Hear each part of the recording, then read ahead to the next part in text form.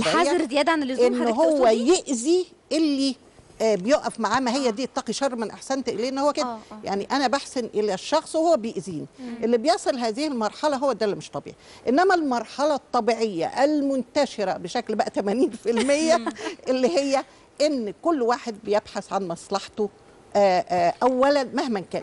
في مشكله كبيره الاسر بتعملها وهي مش حاسه، الام والاب بيربوا اولادهم على نكران الجميل وهم مش داريانين.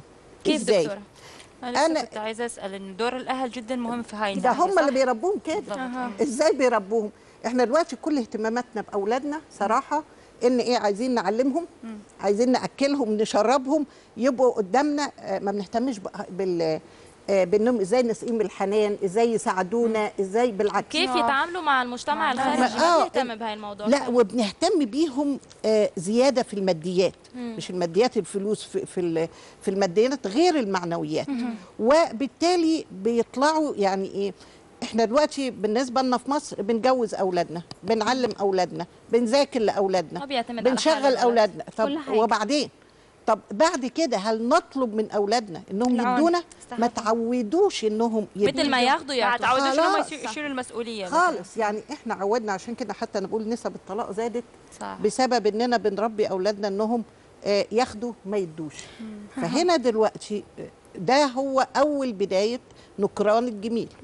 ما دام باخد ما بديش، يبقى انا بقى دلوقتي لو تعارضت مصلحتي مع والدي والدتي، اي انسان بتعامل معاه، هنا هبتدي افضل مصلحتي. ولذلك انا بقول اساليب التنشئه، وبرجو كل اسره انها تعيد النظر. الانسان مش تعليم واكل وشرب وصحه فقط، قيم واخلاق وعطاء، اللي هي احساس اصبحنا لا نعطيه ولا نعلمه لاولادنا.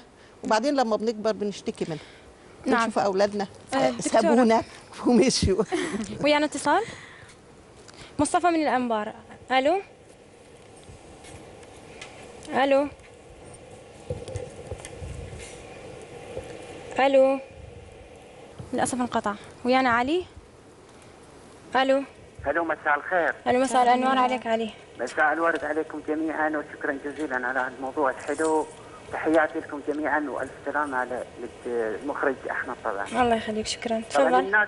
الناس اشكال بيهم يروى بقطره ماي وسنتان، وبيهم لو يشرب نهرين يظل عطشان. فنكران الجميل جاءت من كلمه تنكر، يعني صاحبنا يجي بوجه جميل يحصل على الشيء اللي يريده، بعدين يشوف وجه القبيح من ابشع ما يمكن، وهذا حال نكران الجميل. فانا اسال الدكتوره، يعني شلون نتعامل مع الانسان اللي دائما يكرر الجميل باستمرار؟ شلون نخلي حصانه بداخل نفسنا انه ما نتعامل وياه بشكل مستمر؟ اوكي، شكرا. تحياتي لكم جميعا. شكرا علي، شكرا. الدكتوره يقول علي يقول شلون احنا نتعامل ويا واحد دائما ينكر الجميل؟ شلون نتعامل وياه؟ هو الحقيقه يعني نقلل تعاملنا معاه، واحيانا نديله مثل، يعني بحيث اللي بينكر الجميل ده لو مره واثنين وثلاثه حاولت ان انا اجذبه بان انا اعمل له شيء خير واساعده باستمرار، ممكن اننا نحول سلوكه بانه يحس ان سلوكه غلط ويتحول. لان زي ما قلنا انه الناكر للجميل مر بخبرات سيئه، فانا بحاول اديله خبرات جديده جيده في العطاء، فقد يتحول هذا السلوك السيء اللي هو النكران الجميل الى. طيب دكتوره، ممكن انه نوصف النكران الجميل بالانانيه؟